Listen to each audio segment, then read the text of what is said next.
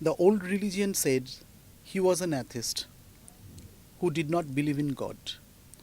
The new religion says that he is an atheist who doesn't believe in self. Swami Vivekananda.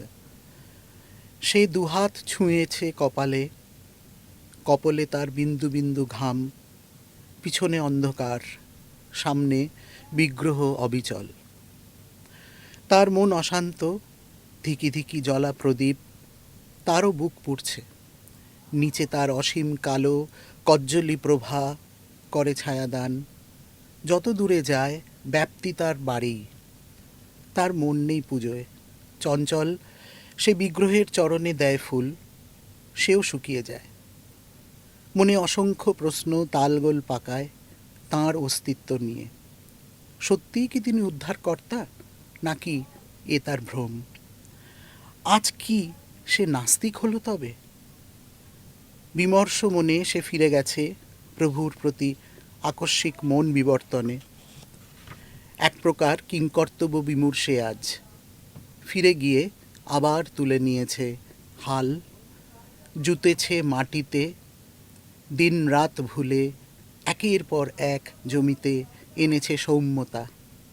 সবুজ আঁধার, ফসলের বিশালতায় গোলাভরা দানে, সাজি ভরা পুষ্প ভারে সে দুহাত ছুঁয়েছে কপলে, দিয়েছে আনন্দাশ্রু নিবেদন। তাঁর চরণে ফুলের সুবাসে রঙের বিভিন্নতায় আজ মন প্রফুল্ল তার। নেই কোনো বিস্ময়, আজ সে জানতে পেরেছে বিগ্রহের নিধানে নয়, বিধানে নয়, সে নাস্তিক ছিল নিজের প্রতি অবিশ্বাসে। নমস্কার, দেখছেন ওঙ্কার বাংলায় এক পেশা ভিন্ন নেশা। মিহিকা রয়েছে আপনাদের সঙ্গে, আর আজকে আবার চলে এসেছি আমাদের একটা বিশেষ এপিসোড নিয়ে। এতক্ষণে একটা অসাধারণ বিশ্লেষণমূলক বা ব্যাখ্যামূলক লেখার মধ্যে দিয়ে আমাদের আজকের অতিথির সঙ্গে কিছুটা পরিচয়, কিন্তু তাও একবার আর একটু ভালো করে পরিচয় করে দিই। আমাদের আজকের অতিথি পেশায় তিনি একটি এমএনসিতে কর্মরত হলেও তার নেশা কিন্তু লেখালেখি এবং ছবি আঁকা। মানে বুঝতে পারছেন তো, বেশ বহুমুখী প্রতিভার একজন অতিথিকে আমরা আজকের সঙ্গে পেয়েছি। সেই সব কিছু নিয়ে বেশ গল্প শুনবো, জমিয়ে আড্ডা হবে, আর আশা করি বেশ কবিতা টবিতাও শুনবো, সঙ্গে ছবির গল্পও হবে। তাই এপিসোডের শেষ অবধি কিন্তু থাকতেই হচ্ছে।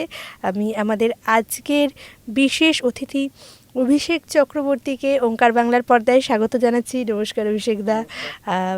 প্রথমে যে প্রশ্নটা না করলে নয়, একটা যথেষ্ট দায়িত্বপূর্ণ কাজ, পেশা, সেটার সাথে সাথে আবার এত রকম কো ক্যারিকুলার অ্যাক্টিভিটিস, সবটা একসাথে সামলানো হয় কিভাবে?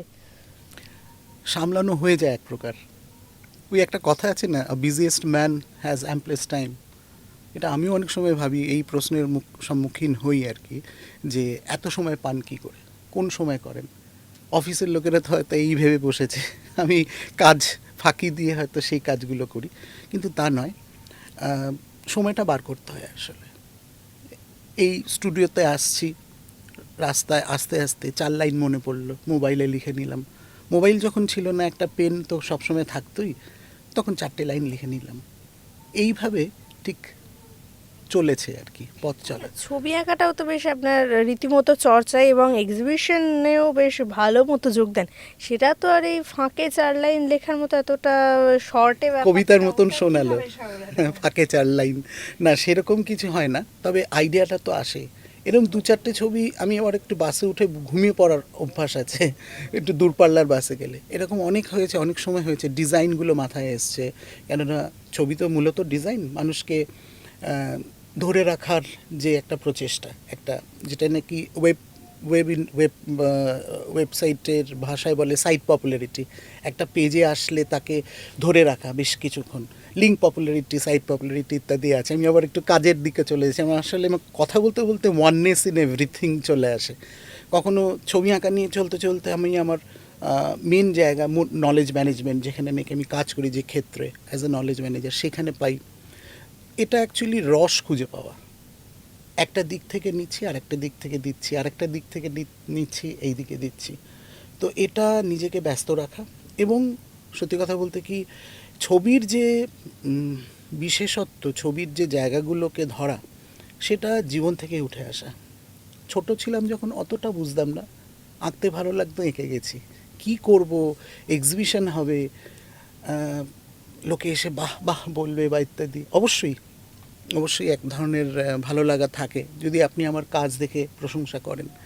তবে মূলত যেই জিনিসটা খুব কাজে লেগেছে সেটা হচ্ছে গিয়ে নিরীক্ষণ করা, দেখা। দেখাটা ছবি আঁকিয়ের জন্য ভীষণভাবে দরকার। মানে যত ভালো করে দেখা, পড়তে পড়তে সেটাকে নিয়ে চিন্তা করার, এই চরিত্রটি যদি চোখের সামনে দেখতে পেতাম কীরকম দেখতে হতো। তো এইভাবে চলেছে পথ চলা। আচ্ছা, তার মানে এই আঁকা লেখা দুটো একে অপরের পরিপূরক, একটা আরেকটাকে বেশ কমপ্লিট করে দেয় আপনার। ভীষণভাবে কমপ্লিমেন্ট করে, ভীষণভাবে একটি অপরের পরিপূরক। এবং লেখাটার সাথে আঁকা, আঁকার সাথে আমার কাজ। সম্প্রতি একটা লেখায় পড়লাম, ওয়াননেস ইন এভরিথিং। মানে সব কিছুর সাথে সব কিছুর একটা সম্পর্ক খুঁজে পাওয়া। সংস্কৃতে একটা লেখাও আছে যে, একটা শ্লোকই আছে যে আত্মনা মোক্ষার্থে জগৎ ধিতায়ছে, যে সব কিছুর মধ্যে সব কিছুর সম্পর্ক খুঁজে পাওয়া, রিলেশন। তো সেটা আমি ভীষণভাবে ফিল করি আর কি। তো ছবি আঁকছি, ছবি আঁকতে আঁকতে, ছবি আঁকার আগে একটা প্রস্তুতি চলে, লেআউটিং বলে, বিভিন্ন ছোট ছোট করে মকআপস তৈরি করে নাও। মকআপস অর্থাৎ ছোট ছোট স্যাম্পল। সেই যে প্রচেষ্টাটা, সেটা আমি আমার কাজের মধ্যেও দেখতে পাই। মানে ধরুন আমি যদি কোনো পিপিটি প্রেজেন্টেশন তৈরি করছি কোনো লিডারশিপকে দেওয়ার জন্য, সেখানে মকআপই চলে। সেই একই অনুশীলন, একই ধারাবাহিকতা, সে একই ধরনের মনোনিবেশ চলতে থাকে। এবং দুটোর মধ্যে আমি খুব একটা দূরত্ব খুঁজে পাই না, এটা ফোকাসের জায়গা। আচ্ছা, এই ছবি আঁকার ক্ষেত্রে কোনো দিনও মানে একদম ছবি আঁকার যে প্রথাগত শিক্ষা, সেই দিকে যাওয়া হয়েছে? হ্যাঁ, শিখেছি। আমি Birla academy of art and culture, spot Sangam যে ইনস্টিটিউটটি আছে লেক কালীবাড়িতে, তো ওখানে 5 বছরের কোর্স করেছি। এবং ওটি অ্যাপ্লাইড আর্ট ছিল। প্রথম 3 বছর আমাদের ইউজুয়াল, যেটা 2 বছর ইউজুয়াল ছিল, বাকি 3 বছর আমাদের first year, second year, third year করে অ্যাপ্লাইড আর্ট। অ্যাপ্লাইড আর্টের মানে হচ্ছে গিয়ে কমার্শিয়াল যে আর্টটা হয়, অ্যাডে যেটা ইউজ হয়। কেননা আমার একটা ছোটোর থেকেই স্বপ্ন ছিল অ্যাডভার্টাইজিং এজেন্সিতে চাকরি করব, এবং সে কারণে আমি ভারতীয় বিদ্যাভবন থেকে অ্যাডভার্টাইজিং অ্যান্ড সেলস ম্যানেজমেন্ট সেটাও করেছিলাম। ডিপ্লোমা 1 বছরের ছিল। সেখান থেকে আমি বলতে বাড়াবাড়ি হয়তো হবে, আমি ওখান থেকে ফার্স্ট ক্লাস ফার্স্টও হয়েছিলাম। তারপরে চাকরিতে ঢুকে যাই। কখনো 1 to 3 গ্রিটিংসে চাকরি করেছি, কখনো ম্যাকমিলান পাবলিশিং সলিউশনে কাজ করেছি। সেখানে শিখেছি প্রুফ রিডিং কাকে বলে, ইউএস ইংলিশ, ইউকে ইংলিশ। তারপরে চলে গেছি মুম্বাই, সেখানে ছিলাম দীর্ঘ 9 বছর আইটিতে, বিভিন্ন কোম্পানিতে কাজ করেছি। আদিত্য বিড়লা গ্রুপে ছিলাম, একটি কংগ্লোমারেটে, এখন একটি এমএনসিতে আছি। তো অ্যাজ এ নলেজ ম্যানেজার, তো আমার কাজ যেটা, সেটা হচ্ছে গিয়ে কন্টেন্ট লেখা, ইন্টারভিউ করা আপনাদের মতন লিডারশিপকে, সেখান থেকে অ্যাসিমিলেট করে সেই কন্টেন্টটাকে ক্রিয়েট, একটা আর্টিকেল ফর্মে ফেলা, কখনো কখনো পিপিটি প্রেজেন্টেশন তৈরি করা, কখনো কখনো প্রজেক্ট সাইটেশন খুঁজে পাওয়া। এবং নলেজ ম্যানেজমেন্টের কাজটাই হচ্ছে গিয়ে নলেজ অ্যাসেটসগুলোকে, একটু বলি আমার কাজটা নিয়েও, কেননা ওটাও আমার কাছে একটা ছবি। কেননা কয়েকদিন আগে আমাকে আমার এক লিডার বলছিলেন, তুমি ছবি আঁকছো না? আমি বলছি আঁকছি, আমি ক্যানভাসে আঁকছি না, আমি কাজে আঁকছি। অর্থাৎ যখন আমি ক্যানভাসে আঁকি না, আমি কাজে আঁকি। কেননা ওটার মধ্যে আমি সেই ধরনের রিলেশন খুঁজে পাই, সেই সাম্যতাটা খুঁজে পাই। তো সেখানে মেইন যে জায়গাটা, নলেজ ম্যানেজমেন্টের যে মূল বিশেষত্ব, সেটা হচ্ছে গিয়ে আসল ডকুমেন্টগুলোকে বিভিন্ন প্রজেক্টের বিভিন্ন সাইকেলে ধরা পড়ে। Sales and marketing, delivery, upskilling, বিভিন্ন ফর্ম ডকুমেন্ট টাইপ হয় বিভিন্ন ধরনের, যেমন কেস স্টাডিজ, তারপর প্রপোজাল, তারপর ইত্যাদি আরও নানা রকমের ডকুমেন্ট টাইপের, সেগুলোকে তৈরি করানো। এবং তৈরি করাতে গেলে সেগুলোকে পেতে হবে, সেই লোকের পিছনে দৌড়তে হবে, কোঅর্ডিনেট করতে হবে। এইটা নিয়ে সব, এটা একটা সংসার। তার সাথে সাথে শনি রবিবার পাই আমার ছুটি, তখন আমার চলে আমার খোঁজ, ক্রিয়েটিভ এসকেপ বলতে পারো। তো সেখানে লেখা, সেখানে ছবি আঁকা, এই নিয়ে বেশ দিব্যি আছি আর কি। আচ্ছা, এই যে মানে বেশ, তার মানে কিন্তু একটা জিনিস দেখা গেল, আমাদের আজকের অতিথি শিল্পচর্চায় বেশ পারদর্শী হবার পাশাপাশি মেধাবী ছাত্রও বটে। সবটা মিলিয়ে মানে একটা, একটু আগে একটু যেটা বললাম পরিচয় করানোর সময়, যে একেবারে বহুমুখী প্রতিভা। বোধহয় ওই শিল্পসত্তার সঙ্গে মেধা যোগ হলে শিল্পর মানটা আর একটু বেটার হয়ে আমি যায়। আমি কখনোই খুব একটা ভালো স্টুডেন্ট ছিলাম না, আর এটা আমার একটা অনুরোধ সকল বাবা মার প্রতি। আমি এটা অনুরোধ এই জন্যই, ফুল মার্কস পাওয়াটা উদ্দেশ্য নয়, যেটা পড়ছি সেটা নিয়ে ভাবাটা খুব দরকার। ওই ঋত্বিক ঘটক বলেছিলেন না, ভাবো ভাবো, ভাবা প্র্যাকটিস করো। তো ভাবনার খুব দরকার। 4 পাতা পড়লে 10 মিনিট ভাবতে হবে সেটা একদমই, নিয়ে। মানে শিশু মনের একটা মানে মুক্তভাবে চিন্তা ভাবনা করার স্পেসটা যখন থাকবে, তখনই কিন্তু তার সেরা প্রতিভাটা তার মধ্যে থেকে বোধহয় বেরিয়ে আসবে। আর মেধাবী আমি কোনোদিনই ছিলাম না। না, ফার্স্ট ক্লাস ফার্স্ট, তারপরেও মেধাবী ছিলাম না, কথা দুটো আর কি। না না, এটা কোনো বিনয় নয়, আকস্মিক সেটা হয়ে গেছিল হয়তো কোনোভাবে। তারপরে আমি মুম্বাইতে থাকাকালীন আমার মনে হলো যে একটা এমবিএ করা দরকার। তো তখন আমি খুঁজেছিলাম মিডিয়া, মানে আমার দিকে পাওয়া যায় কি না, আমি যেগুলোতে পছন্দ করি। তো আমি ওখানকার একটি ইনস্টিটিউট থেকে, ওয়েলিংকার কলেজ, সেটি অনেক ভালো কলেজ, মানে ওদের ওরা খুব পড়াশোনাটার উপর খুব মানে ফোকাস করে। সেখান থেকে আমি এমবিএ করেছি মিডিয়া কমিউনিকেশন অ্যান্ড অ্যাডভার্টাইজিং, আবার 3 বছরের। তো সেটা ওই আর কি ভালো লাগাটা হয়েছে, আরও জায়গাটাকে মানে স্ট্রং করতে পেরেছি আর কি। আর ওই তোমার সাথে একটু আগেও আমি আলোচনা করছিলাম যে আমাদের সবসময় আপস্কিলিং করতে হবে। যেটা আমরা শিখছি সেটা হয়তো টিপ অফ দ্য আইসবার্গ, আরও অনেক জানতে হবে। কখন যে কোন শিক্ষা কোন সময়ে আমাদের কাজে লেগে যায় আমরা নিজেরাও জানি না। হ্যাঁ, ঠিক। তবে এই যে এখান থেকে একটা জিনিস যেটা দেখা গেলো, যে আপনি কর্পোরেট সেক্টরটাও বেশ ওয়েস্ট বেঙ্গলে এবং আদার স্টেটে দেখেছেন, এবং আদার স্টেটে যখন গেছেন নিশ্চয়ই ওখানে শিল্পের বাজারটাও একটু আধটু দেখা হয়েছে। তো এই দুটো সেক্টরেই, শিল্পের বাজার এবং কর্পোরেট সেক্টর, এই দুটোর ক্ষেত্রেই ওয়েস্ট বেঙ্গলের সাথে বাইরের ডিফারেন্সটা কীরকম? এই বদ্ধ ঘরটার মতন।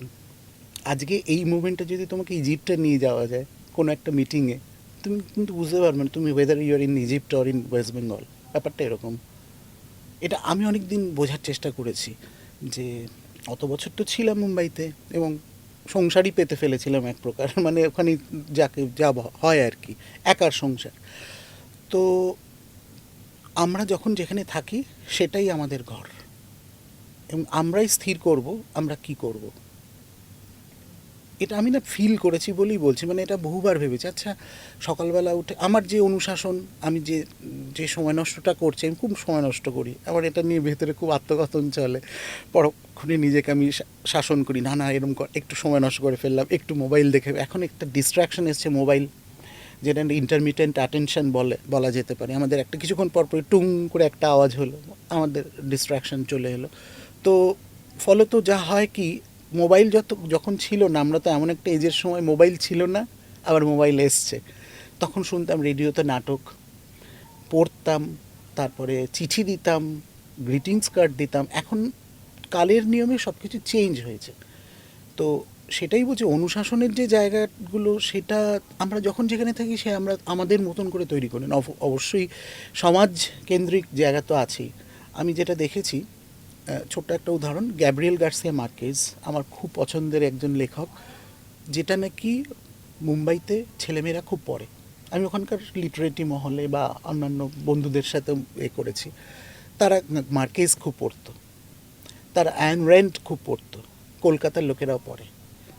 তো শহর যখন চেঞ্জ হয়ে যায়, লেখার যে আলোচনা বা মানে সব কিছুই, আবার লোকে বলে মুম্বাইতে গিয়ে, Mumbai is a city of creative people, কিন্তু অর্ধেক মানুষই ওখানে বাঙালি, মানে যারা নাকি এসব জায়গায় বসে রয়েছে। তো এখান থেকেই তো যাচ্ছে।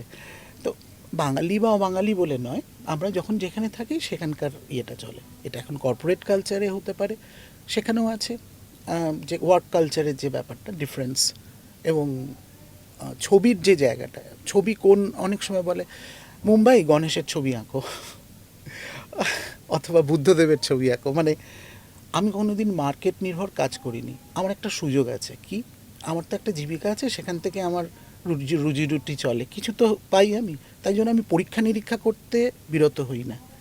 আমি যদি এখন পরীক্ষা নিরীক্ষা না করি ছবির ওপর, তাহলে তো আমি গদে ভাদা কাজই শুরু করলাম, ছবি বিক্রির চেষ্টা করলাম। একটা নতুন ইজমকে সেট আপ করতে গেলে সময় লাগে জানি, এবং যারা নাকি পুরোপুরি ছবিতে নির্ভর তারা যদি করতে পারে, তাহলে আমি কেন করব না? আমার তো আরও বেশি করে করা উচিত। আচ্ছা, এবারে একটু লেখালেখির দিকে আসি। এই যে লেখালেখির শুরুটা কিভাবে হয়েছিল? অনেক ছোটোবেলা থেকেই লিখতাম, পড়তাম, লিখতাম, এবং তখন আমি 94ই হয়তো হবে, 95 হবে, একটা ওয়েস্ট বেঙ্গলের একটা গভর্নমেন্ট থেকে একটা এরকম উদ্যোগ নেওয়া হয়েছিল, যেখানে নাকি কবিতা পাঠানোর দরকার ছিল। কি যে টপিকটা ছিল, টপিকটা আমি খুব একটা ভালো করে মনে নিই, অনেক ছোটোবেলার ঘটনা, বুঝতেই পারছো। 95 এরকম সময়, যে সদ্য মাধ্যমিক দিয়েছি, আমাদের যে সময়টা থাকে টেস্ট, মানে মাধ্যমিকের পর 3 মাসের যে ছুটি, ওই সময় ছবিটা ইয়েটা পাঠিয়েছিলাম। তো ওখানে আমি 3rd প্রাইজ পেয়েছিলাম ওয়েস্ট বেঙ্গলেতে। আমার মনে আছে আমাদের যে মিনিস্টার ছিলেন সুভাষ চক্রবর্তী, ওনার হাত থেকে আমি পেয়েছিলাম প্রাইজগুলো বা ইত্যাদি। তো ওটা এক ধরনের ভ্যালিডেশন ছিল যে আমি লিখতে পারি। তার ওটা যিনি দেখেছিলেন অমিতাভ চ্যাটার্জি, ওনার যে কবি, ওটা একজন ওয়ান অফ দ্য জাজেস ছিলেন। তো আমার খুব ভালো লেগেছিল যে আমি লিখতে পারি, আচ্ছা ঠিক আছে চলো লেখা শুরু করি, ইংলিশে, বাংলায়, কবিতা কেন। এই কিছুক্ষণ আগে একটা লেখা পড়ছিলাম এই খবরের কাগজে, গুলজার বলছেন, আমাদের কবি, যে কৃত্রিম প্রযুক্তির যুগে, আর্টিফিশিয়াল ইন্টেলিজেন্সের যুগে, কবিতাই হচ্ছে এমন একটি জায়গা যে যাকে নাকি বিশ্বাস করা যায়, যাকে নাকি ক্রিয়েট করা যায় না, হিউম্যান ইন্টেলিজেন্স দিয়েই সেটা শুধু হবে। এখন তো সব কিছু তৈরি হয়ে যাচ্ছে। আর যদি ইতিহাস যদি দেখি, কবিতা দিয়েই সব শুরু হয়েছে।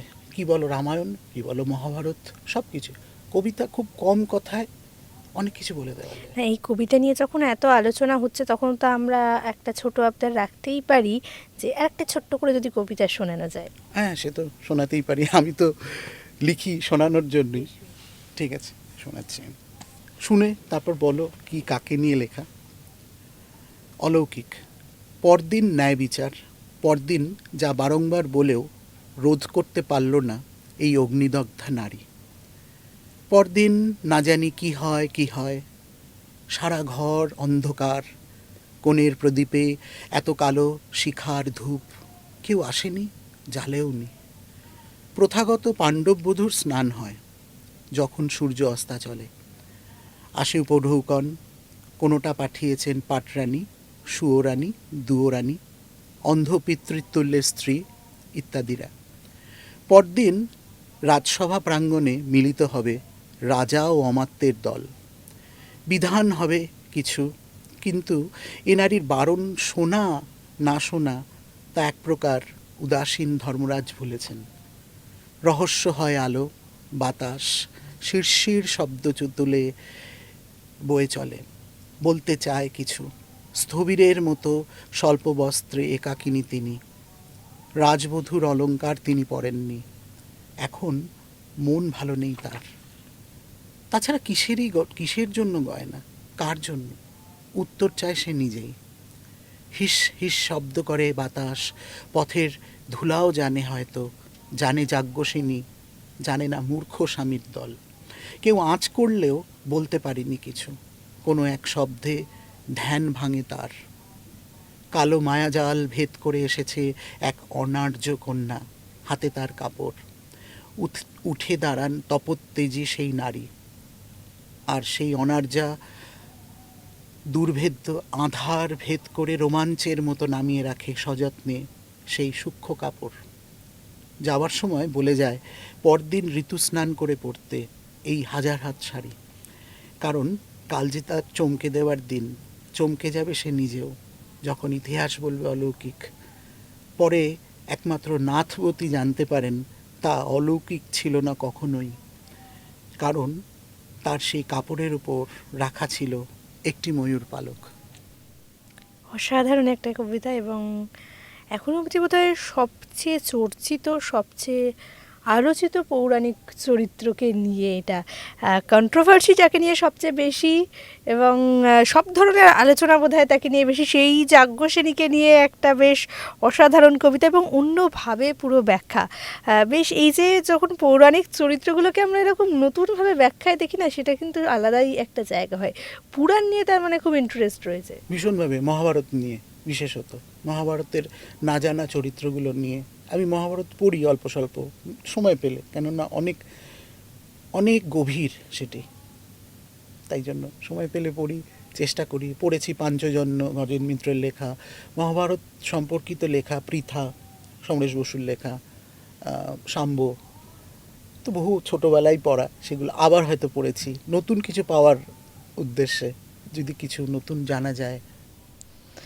আজকের এপিসোডটা কিন্তু বেশ একদম ছবি কবিতা থেকে শুরু করে অ্যাড হয়ে পুরাণ মহাভারতে পৌঁছে বেশ জমে উঠেছে। আর আড্ডাটা তো বেশ ভালো মতো জমে উঠেছে। এরম আড্ডা জমে উঠলে কিন্তু শেষ করতে একদম ইচ্ছা হয় না, কিন্তু দুঃখজনকভাবে এপিসোডের সময় তো ধরা বাঁধা, তাই অত্যন্ত দুঃখের সাথে আজকের এপিসোডটা আমাদের এখানেই শেষ করতে হচ্ছে। আশা করি ভবিষ্যতে আরও এরকম অসাধারণ আলোচনা নিয়ে আমরা বসবো, আরও বেশ পুরাণের গল্পের। যদি তোমার অনুমতি থাকে আমি আরেকটা কবিতা বলতে চাই। না এমনি মানে অনুষ্ঠান শেষটা বোধহয় বোরিং বকবক দিয়ে না করে বেশ একটা ছোট্ট সুন্দর কবিতা দিয়েই শেষ করা যেতে ছোট্ট পারে। সুন্দর কবিতা জানি না, তবে তিলোত্তমাকে নিয়ে আমার লেখা একটি বই বেরিয়েছে আগের বছর, তাকে উৎসর্গ করা। তো তার প্রতি উদ্দেশ্যে, তার মতন আরও অনেক অকালে হারিয়ে যাওয়া মানুষদের মতন তাদের প্রতি শ্রদ্ধার্ঘ দিয়ে আমি লিখেছি, যদি তোমরা শোনো। ঠিক আছে। আর আমি এই যে বইগুলো করি, বইয়ের ভেতরে আমার ইলাস্ট্রেশনটাও আমার নিজেরই করা। তো আমি তো তাকে দেখিনি, আমরা কেউই দেখিনি, আমার কল্পনা দিয়ে এটা হচ্ছে দেখাতে পারি কি এখানে, এই হচ্ছে ছবিটা, এটা চারকোলে করা তাকে উদ্দেশ্য করে। জাগরণ। এত কালো মেখেছি দু হাতে, বহুবার জলে ধুয়েও যায়নি সে কালো। মিথ্যে, মালিন্যে, মৃত্যুতে, অজাচারে, অবিচারে, দুঃখে, ভয়ে, রাগে, অসম্মানে, প্রতারণায়, এ এক অন্য পৃথিবীর আর্তনাদ। তোমার আলোহীন স্তব্ধতা ঘটায়নি গ্রহণ এখন, তোমার দু চোখের অবিরত ধারায়, ওলট পালট স্থবিরতায় এখনো কিন্তু আসেনি জোয়ার। তোমার ভেসে যাওয়া দুপারের পিছনে জন্ম নেওয়া দুর্বাদল থর থর আজও কাঁপছে পরবর্তী ভাঙনের চিন্তায়। লোকে তোমার মুখ সত্তায় আর কবে বলে হাহাকার করে, অথচ তুমি জাগনি আজও।